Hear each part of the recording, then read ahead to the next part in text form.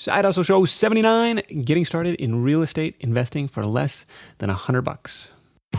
Welcome to the Side Hustle Show, where aspiring part-time entrepreneurs learn how to turn their side hustle dreams into reality. Because your 9 to 5 may make you a living, but your 5 to 9 makes you alive. And now, your host, Nick Loper. Hey everybody, Nick Loper here. Welcome to the Side Hustle Show. This is episode 79, getting started in real estate investing for less than $100. My guest is Jay Massey, a been there, done that real estate investor. And we're going to talk about how he got his start in just 10 hours a week, risking none of his own assets, which it actually sounds like were pretty much non-existent at the time. As is per the usual, all my notes and highlights, along with my guest's top tips, are in a free downloadable PDF for you at sidehustlenation.com/79 or through the link in the episode description of your podcast player app. News and updates before we get into it. Bryn and I are off to Spain and Portugal for a couple weeks of playing tourist and digital nomad and unleashing my gringo Spanish on the unsuspecting locals, which I know is not going to get me too far in Barcelona, where I guess they speak Catalan, a different dialect, and definitely not in Portugal, where they don't speak Spanish at all. But anyways, if you want to follow along with the trip, I'm not too big into Instagram, but that's probably still the best spot if you want to keep up with me there. My username is nloper, same as Twitter. I swear I post like 2 pictures a month, so I won't be filling up your feed. Maybe a little bit more while traveling, but it's hard to say. And another note that I have is, did you know you can leave me a voicemail to get featured on the show? Yes, at sidehustlenation.com, you'll see the little SpeakPipe widget on the right-hand side. Stop on by, ask a question, and tell me what you're working on. I've had that thing up for a couple months, and nobody has used it. So it's like either we're going to see if somebody leaves me a message after this, or just going to take it down, because if nobody's going to use it, it's cluttering up the space. Looking forward to integrating some listener questions into the show, and so there's your chance. Send me a recording, and we'll do it. All right, ready? Let's get into the show with Jay. Hey, Jay, welcome to the Side Hustle Show. Awesome. Glad to be here. Everybody, Jay Massey is a real estate investor with more than 300 units under his control. He's completed hundreds of real estate transactions, and he's the author of Cash Flow Diary, 10 Steps to Creating Wealth in Any Economy. And he's also the host of the Cash Flow Diary podcast at cashflowdiary.com. Jay, welcome, man. I'm excited for this conversation because it's probably about a year since we've done anything real estate related on the show, and I'm really interested in getting into this from the standpoint of, you said, hey, when we were faced with some pretty serious challenges in our life, and we were not starting out from a position of, hey, I've got $1 million to invest, where should I park it?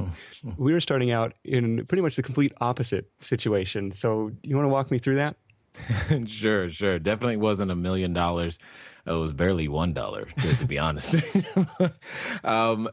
For those who don't know, basically, what started, necessity is the mother of invention at the end of the day. And my creativity was born from there. My wife, when she's pregnant, she has a condition known as hyperemesis. And many people have no clue what that is. It simply means that she could not eat or drink while pregnant. And one day, to blow off steam, I was, playing volleyball, and I jumped and I landed on a guy's head after spiking the ball, and I punctured my lung. I was born with asthma, so asthma plus pleurisy equals I can't walk and talk simultaneously without fainting. And we were quite the pair. That was the beginning of the situation. We started selling our personal possessions on eBay because that was the only option available to me. I was a financial planner then, and it was pretty hard to say, hey, let me do your financial plan. Can you come over to the hospital? That'd be a great place for us to meet.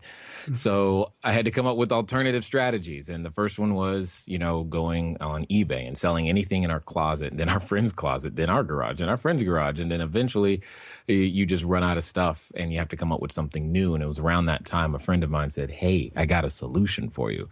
I'm like, all right. I'm listening. And he said, yeah, exactly. It's like, okay, what is this going to be?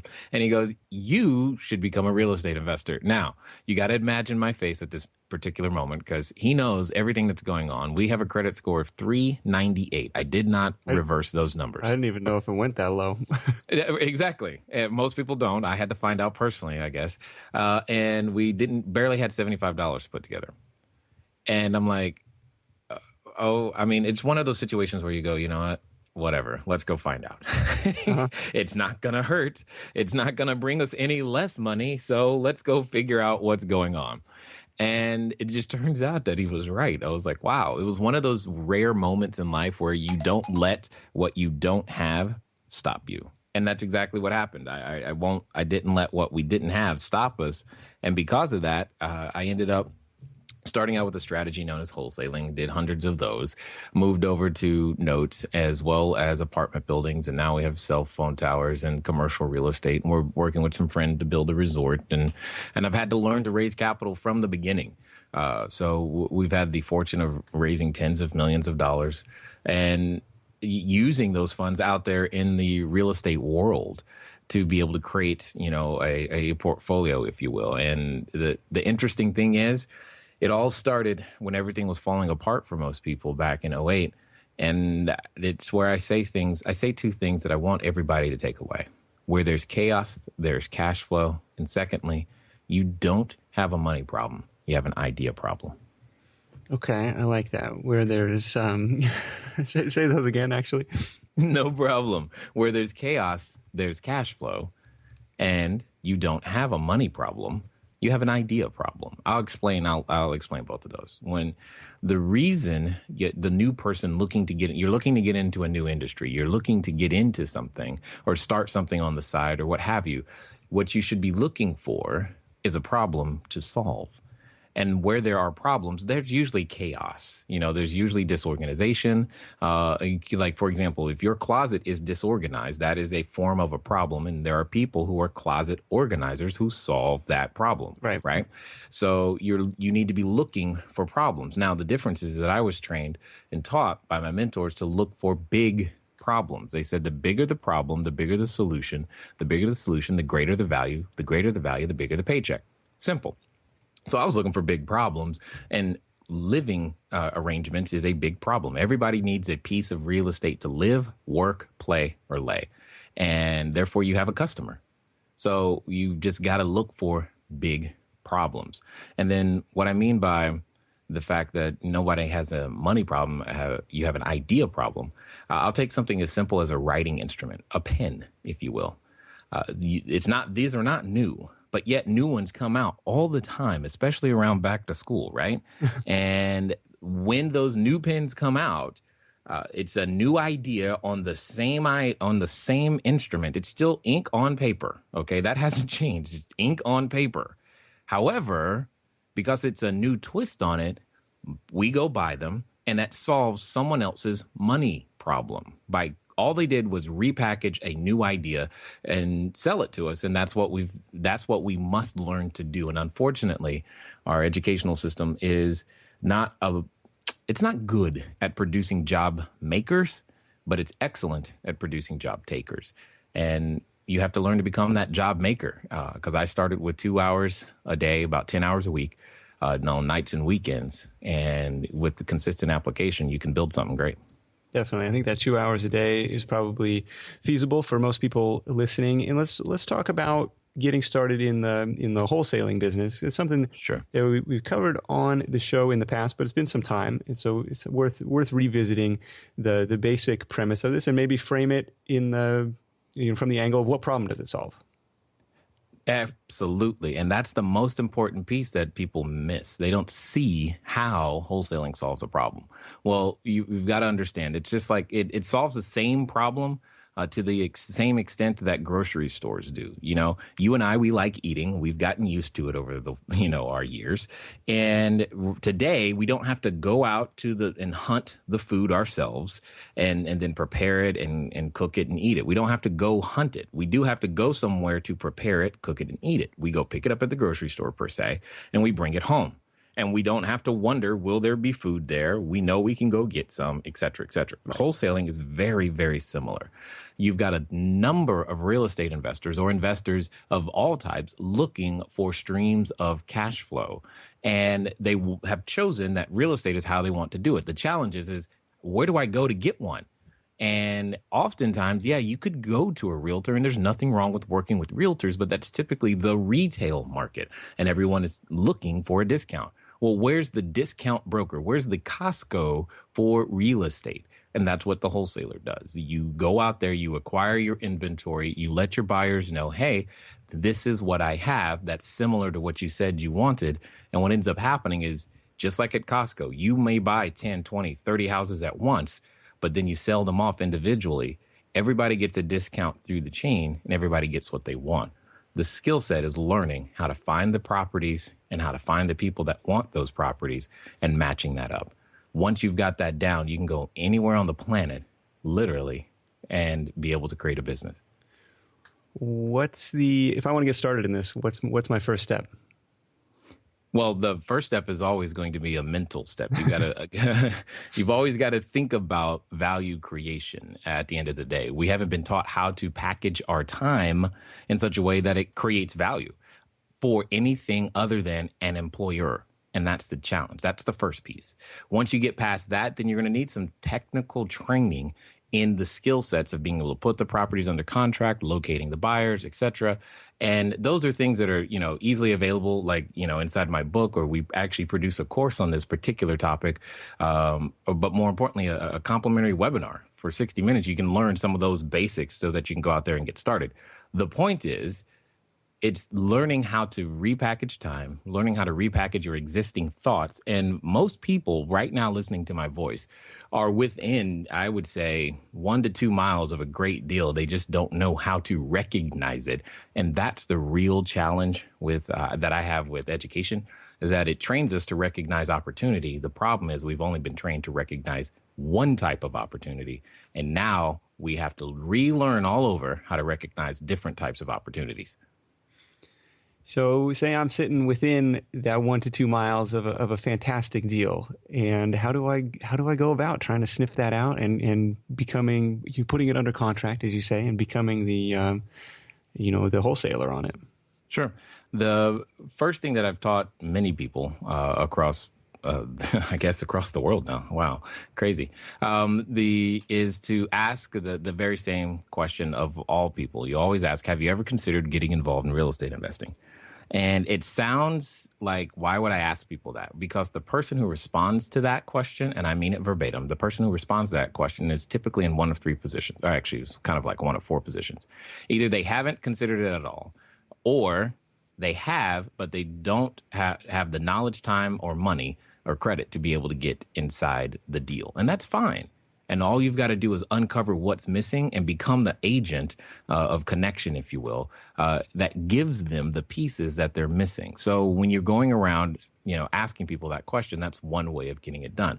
Another way of doing it is to go around and let people know that, say, hey, and I go through this at detail. So those who have heard me before, bear with me.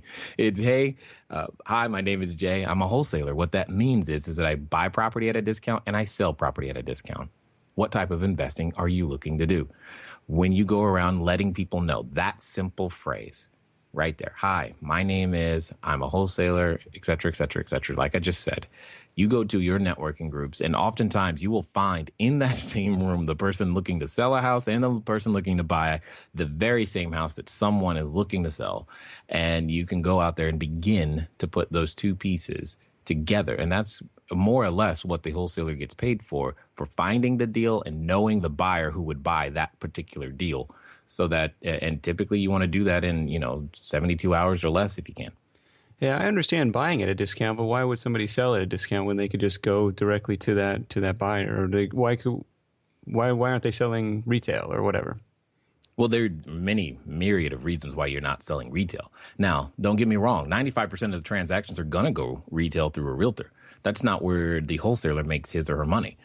They make their money on the 5% that the realtor can't sell. Those are also classically known as problems. You're not looking for the property that could sell retail. Okay. Because if they can go retail, that's the better choice for the seller. Right. It's when they can't go retail. It's when everything isn't working. It's when your buyers can't get a loan. It's when your property is broken. It's when you've had a fire. It's when you've got a troubled tenant. It's when your bathroom is broken. You are just tired of fixing that darn thing. It's when the roof leaks. It's when the hurricane comes. It's when the earthquake happens. It's when, do you get my point? Yeah. You're looking for problems.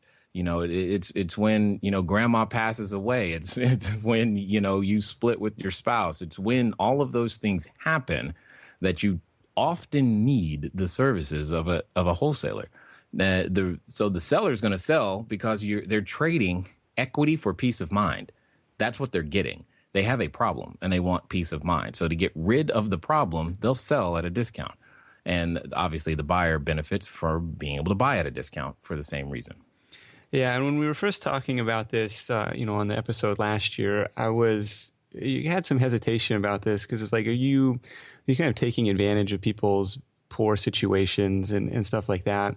And eventually, and the guest Nick Ruiz did a really good job of kind of explaining, like, look, nobody's forcing their hand, nobody's forcing them to make this deal that they don't want to make. And in fact, you're helping them by getting rid of this pain. Like, this has become such a burden on them that they're willing to walk they know they're walking away for less than it's worth, but they just don't want to deal with it anymore. And, just like you said, making the pen with the new packaging, it's just solving somebody's problem. Correct. That's all we do is just the packages come, and we've got to learn how to problems come disguised as work, and that's part of the challenge. Is that most of us we've lost that touch to figure out how that's helpful, And it's like when you go to the doctor and you're bleeding. Well, you're bleeding. It's obviously a problem. You're not going, oh my God, the doctor's taking advantage by bandaging my hand and making sure I don't bleed to death. No, he's solving the problem. The problem is you're bleeding. And you could be bleeding emotionally. You can be bleeding financially. You can be bleeding in many different ways. And as a real estate investor, it just happens to be something that we are akin to looking at when it comes to, bleeding as it relates to properties and understanding that.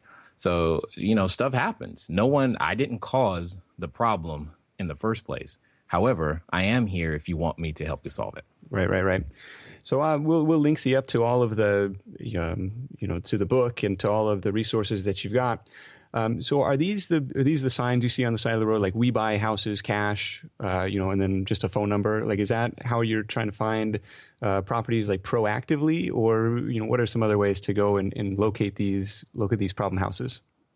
Yeah, that would definitely be one way. It's not the way I like doing. I mean, I've done the roadside signs. I just didn't like going out there and exit to exit and punting them in the ground and dealing with code enforcement and them calling me saying, pick up your signs and all that stuff. So I learned to attract my buyers and sellers to me in different strategies and different ways other than what I shared before, because you've got to remember, when my wife and I were getting started, we didn't have money for marketing. So I had to learn how to network very well. And I had to learn how to, I had to learn how to generate a referral as quickly as humanly possible from any and every interaction, because naturally I'm an introvert and therefore talking to people was not my strength. However, when, faced with staying comfortable versus eating, you can find new skill sets in a heartbeat. And that's what happened. But I had to learn. I learned, it was like, if I'm going to open my mouth, I'm going to find a way to leverage this into more and easier conversations. And I found that referrals was my unique niche and way of creating that to happen. And then secondly, it comes down to he or she who educates the market dominates the market, period. And so that's what we do is I learned to educate the market. Now, one of the things that I've done or become known for is I've become known for facilitating Robert Kiyosaki's Cash Flow 101 game. And I've had games as small as, 4 or 5 people and as large as 180 people at a time. And when you educate people in that way, often the very person you're looking to do business with is in the room. And if not, the person in the room knows the person that you are looking to do business with. And that's what it comes down to. is I would educate people through the cash flow game, and either they would become my customer or they knew someone who was ripe to be the customer.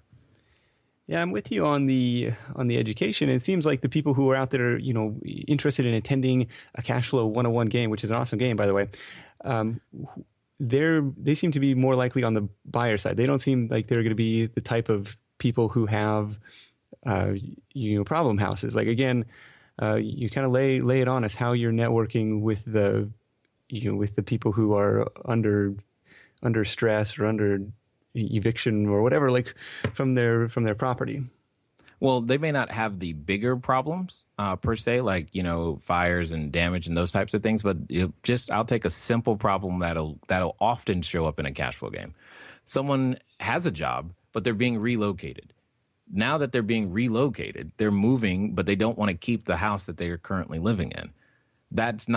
It's not a, oh my God, I'm going to die if you don't solve this. But it's a problem, especially because this happens, is when the job says, hey, you got to move and you got to be there in 30 days or less. Well, a lot of real estate transactions don't close in 30 days or less, unless you know someone who can help it close in 30 days or less.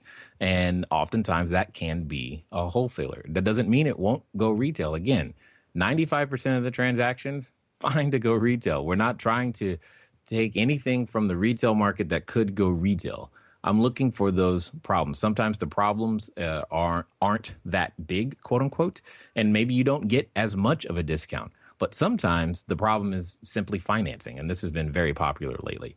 As you look at across the marketplace, financing for units, say below 100 units on a parcel, is relatively scarce to be found, and that becomes an issue. It's not just the property's condition. If you don't have a buyer who can actually pay for it. I mean, how many people pay for their houses in cash? If you don't have a buyer who can pay for it, and meaning having the capacity to pay for it through credit or credit lines, etc., that also becomes a problem. I mean, not even the realtor can necessarily solve that one until they start using additional strategies that many wholesalers use in order to be able to transact real estate in short periods of time. So we just have a number of additional tools that just allows us to solve a lot of difficult problems. Right. Well, lay some of us on us where we haven't talked a lot of like actual tactics on how to locate these houses, which I imagine is one of the first. You got to find a buyer, of course. But being the connector, being the wholesaler, still relies on having a steady stream of inventory coming into your, or at least coming across your desk.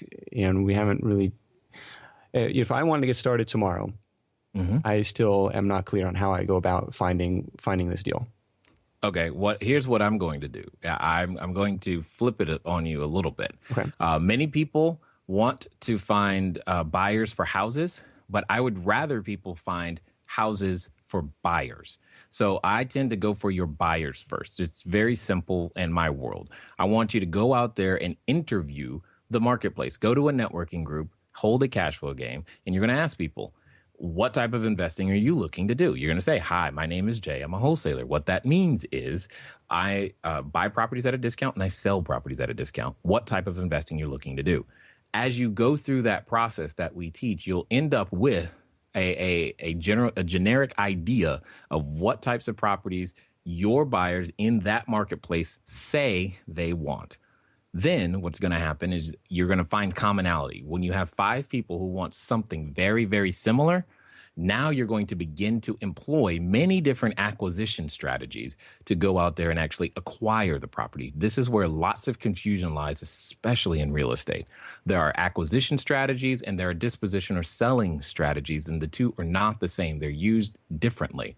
So as a wholesaler, once you've got your buyers, you must become an expert at many different ways of acquiring your property. You can't rely on just one. Now, if we're talking about the acquisition strategy, that's one thing. If you're talking about a marketing strategy, that's also separate. So you've got to become good at marketing and you've got to be good at acquisitions. Both of those pieces must exist. So as we talk about acquisition strategies, some of the common acquisition strategies that most people know about are looking in probate. probate directories or short sales. Short sales is not a sale, it's a purchase. So, and I don't know why they call them short sales because they take forever. But short sales, you've got probate, you've got pre-foreclosure, you've got auctions, you've got REOs. There are many different ways of being able to acquire that property. Then you've got the marketing tactics and strategies. And now the marketing is pretty much the same as it can be, as you've always seen. Now, for me, my marketing started out with simply 5x8 cards that were flyers that told people if they had a problem with their property or if they wanted to learn more about real estate investing, they could call an 800 number and hear a message, and I'd call them back. And I would literally walk from 10 p.m. to 4 a.m. in the morning till I passed out 600 flyers. Then I'd go home, wait for the phone to ring, and I'd do it again the next night. So those are marketing strategies. Those marketing strategies can be as simple as what I just said and expensive as what I just said. But cash flow is also a marketing strategy. I am marketing to, and when they come in, they bring their problems with them, be that a burnt up house or be that their situation, they got to move, or be that they know their cousin is about to inherit something and they don't want the house. That's another popular one, is that I'm inheriting a house and I don't want the house. I'd rather have the money. Okay, cool. Let's figure that out. So all of those things become marketing strategies that get you to talk to the individual. And then once you've got your marketing down, you end up in a situation where you must know the correct acquisition strategy as well as the correct acquisition tool in order to make that work. Is that clearer? We're getting clearer. So for example, you talked about a probate directory. I have no idea what that is. Walk me through that. A probate directory is literally where you go in your local jurisdiction, and there's a record of all of the open people who have recently passed away that owned whatever they owned. And in there, you can look through that directory to figure out what it is who has real estate, because I know it's morbid and it's rough to think about. Yeah, but it sounds a lot like ambulance chasing. No, but we can talk about ambulance chasing too, because I can show you. I'll tell you how to. Remember, you're looking for problems. When someone passes away with assets or an estate that hasn't been properly handled, it's gonna be a problem. You talk to anybody who's ever been through it, it can be a problem. And they need lots of help to go through that process. That's why a great place to network for this type of deal is going to be a probate or a probate attorney. So this is public information? Very. Well, is there a website or is there an example or a resource you can send us to? Well, unfortunately, each county reserves the right to do it differently. Oh, so okay. you usually have to go down to the county courthouse to figure out how they do it. Some of them, yes, are online. And the ones that are online, you're going to find more competition than the ones that aren't, simply because people have to physically go to the building. Yeah. Okay. And then, so basically, there's an actual list of here are all the people who have passed away who owned assets of some kind.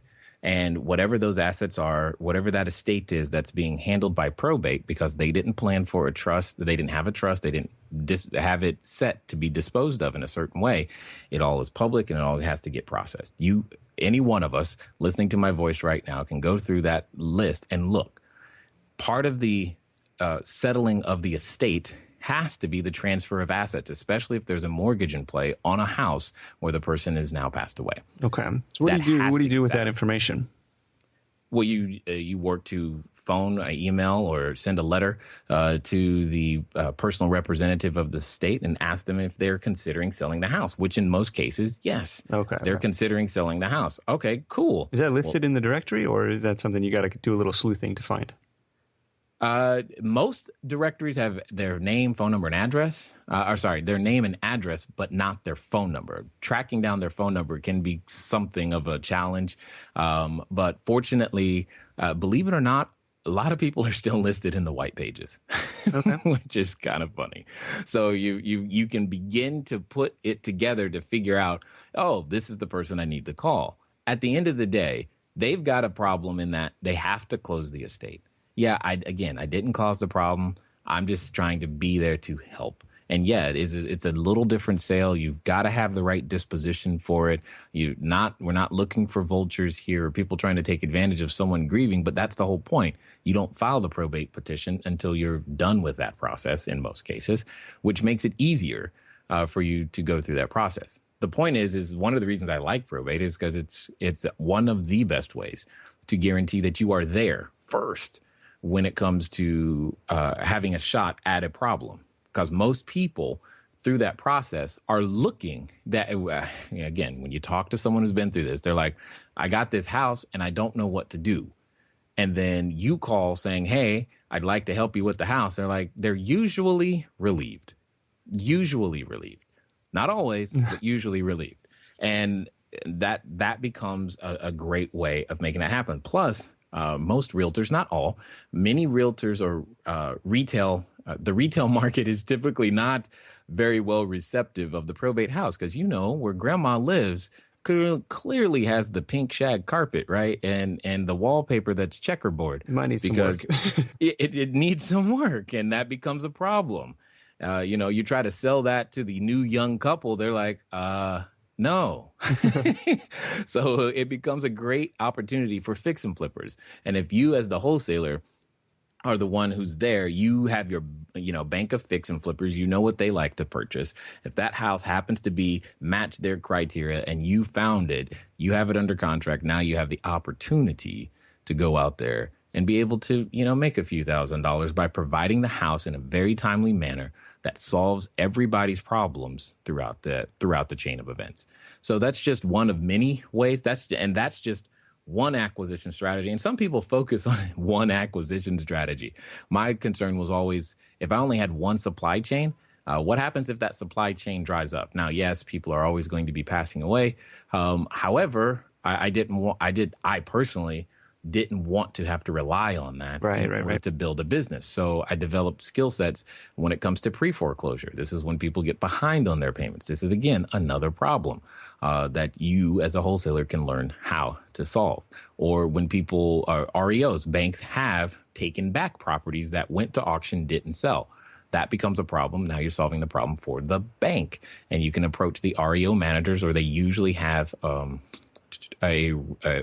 particular realtor that's assigned to their account that they like to deal with, that handles all the REOs at that particular bank. That realtor is never shy about letting you know who he or she is, and you can work with them to go out there and hopefully clean those up. Probably some of the crazier or contrarian strategies, if you will, that I've become known for is, and again, I've asked a lot of people to go do this because it's such a good idea.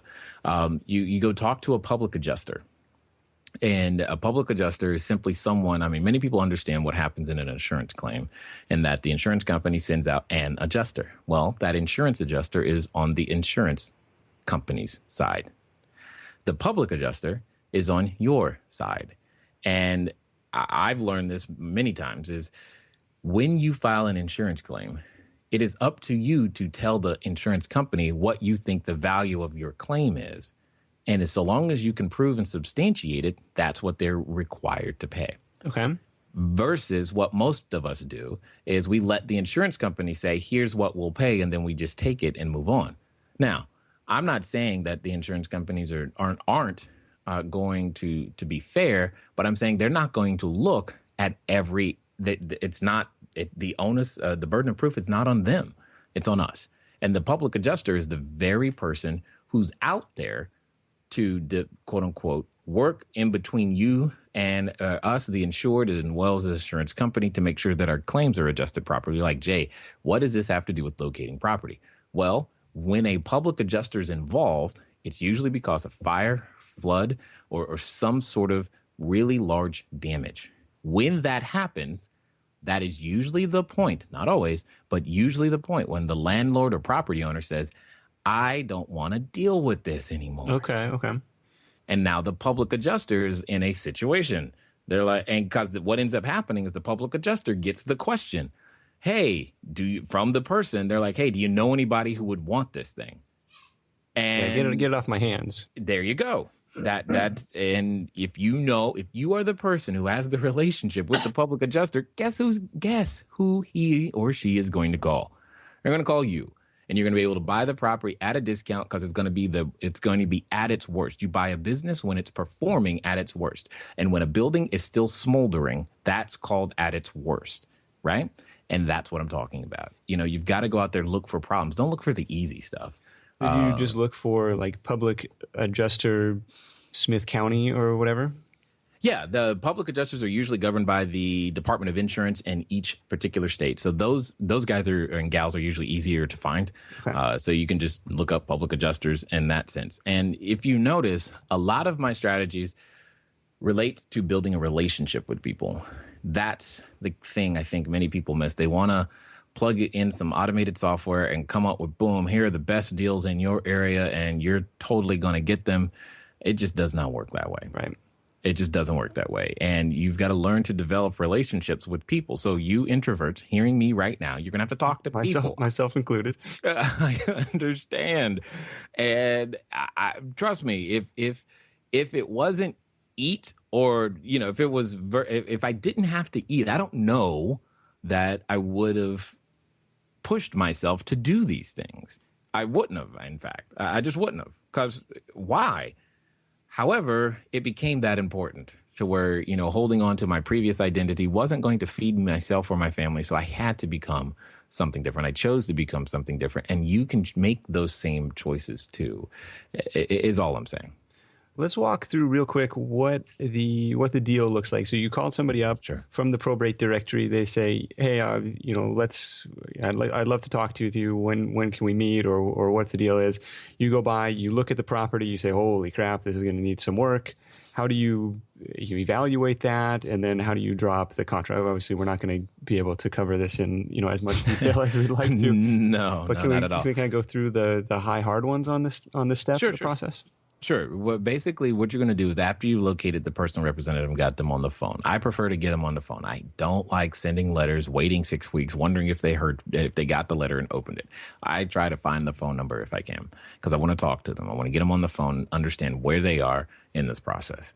So, and then typically it's just going to be, "Hi, my name is Jay. I was in the area, was looking for properties, and I was kind of curious if the property at 123 Main Street was for sale. I was told that you're the one I need to talk to about it." And then usually they're going to ask, "Yeah, it is for sale." Or they're going to say, you can hear it in their voice. They're like, "I hadn't thought about it, but I guess, yeah, we are looking to sell it." Okay. Because that's usually how it goes. Okay, cool. Well, what I'd love to do is I would love to be able to schedule some time to come over and just walk the property with you. And then at some point you figure out what it's going to take to be able to walk the property with them. Now, when you're there, you don't beat up the property. You find out about them. The property is the property. You don't go around picking apart the property saying, oh, and all those types of things. Okay. That is not going to build a positive relationship, because remember, this is Aunt Sally's house as far as they're concerned. Right. And if you're picking on the property, you might as well be saying Aunt Sally was, no good and all this other stuff. Wrong move. So you find out about the situation. How soon do they need to actually get something done? What's actually causing them to need to sell? Do they need to sell? Are there other assets in the estate that allows them to actually sell those assets and keep the house? Because oftentimes keeping the house is a good idea. And I will often offer that as an opportunity. Why are you selling? Why not keep it? Because keeping it makes sense to me, because that's what I do. I'm looking to keep these things. Mm-hmm. And people have their own reasons. I just don't want to deal with landlording. I know I could learn it, but I don't want to do it. I don't want to deal with people, and I don't want to deal with tenants, and I don't want to get termites and all those things that people don't choose not to deal with. Fine. And you're finding out all those things so that that you actually have a shot at being able to craft an offer. Like my phrase is, you craft a customized solution to meet their needs, not yours, their needs. Now, it's going to meet your needs just to buy the house. You just got to come up with a customized solution. As you go through the processes that we teach you in our courses, etc., you end up at a point to where you're able to write an offer on any piece of real estate that you come into. And you're always going to write and give the person 3 options. This has been our most popular strategy. It's worked all across everywhere. It just works. So the first strategy is going to be some low all cash offer, which sometimes they say, yeah, that's great. The second one is going to be, or actually I'll go to the third one. So the first strategy is a low all cash offer. The third one is a 100% seller financing creative acquisition offer and that's it. And the one in the middle is actually a mix of the two. And you use various different tools from, lease options to purchase money mortgages to, land contracts for deed, special forms of assignments, etc., in order to make all of this work together to solve their needs, because that's the interview process. You're trying to figure out what do they actually need right now in order to get this estate closed. How can I help them the fastest to get this so that they can move on? And there are many different tools that we have as wholesalers, as real estate investors, that can facilitate that. And oftentimes they're just not the same tools that a realtor uses, which is fine. We're two completely different species, if you will. And we just use different tools to get to the same result at the end of the day. And so long as you keep, give more in use value than you take in cash value, you'll be completely fine. Keep their needs in mind and center stage, and you'll be able to solve lots of problems for many people. So what happens when they take this cash offer and you've got, like you said, $75 to your name and you got to turn around and find somebody else to take that contract off your hands? Correct. And that's why I say I want you to find the buyers houses. First. Yeah, that's exactly why that was my approach. I want you to find the buyers first. I want you to find houses for buyers, not buyers for houses. Okay. When you find houses for buyers, you know who your buyers are already and what they will buy. You wouldn't have made it to the stage of looking at that particular probate property without already having in mind, ooh, I got to call Frank and I got to call Bob and I got to call Sue and I got to call. You would know that already. You would already have that in the back of your mind by the time you started walking the property, because you were like, okay, cool. I understand what I'm doing and what they're looking for. And I think this property fits, so that you could put yourself in the best position to actually execute. So that was my preferred way. Now, at the end of the day, does it really, really matter? No, it just depends on how much hustle you're going to do. If you're going to find the house first, when they say yes, you better be prepared to hustle and go out there and get that buyer in place, because that's what it's going to come down to. But if you want to go the more conservative route, or what I consider to be more conservative route, you're going to go out there and find the buyers first. And then the buyers are going to tell you, because when you get commonality amongst your buyers, it's going to begin to tell you what neighborhood you need to be looking in. So what zip code? Does it need to be 2-story or single story? Does it need to have what kind of square footage? What kind of lot size? What are they looking to do with the house? Are they just looking to completely tear it down? Because that could be somebody's strategy. All they really want is the lot, right. So that they can tear it down and build something new. You need to know this ahead of time, because that affects how you negotiate inside the transaction, because you don't know what you don't know. And since you're not going to be the end buyer, you need to know as much about the person who is most likely to purchase as humanly possible, so that you negotiate properly. Is there a target spread or target profit margin that you look for, just to give people a taste of what's possible in this game?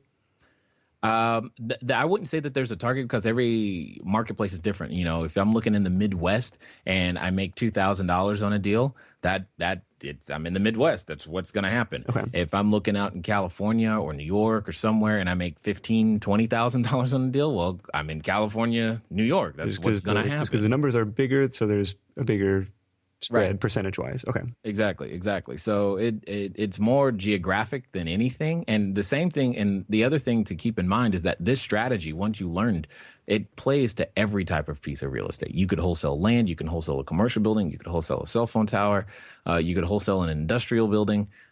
You could do this in many different forms. That's why I say it's most like a grocery store.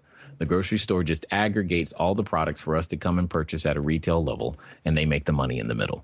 And it's the same thing. The only question is when you build your store, what type of property, or most importantly, what type of customer are you going to choose to specialize in serving?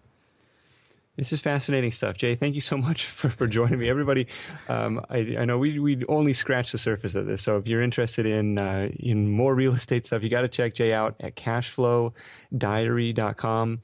And I guess any other parting words? I guess I normally ask guests what their number one tip for Side Hustle Nation would be to wrap things up.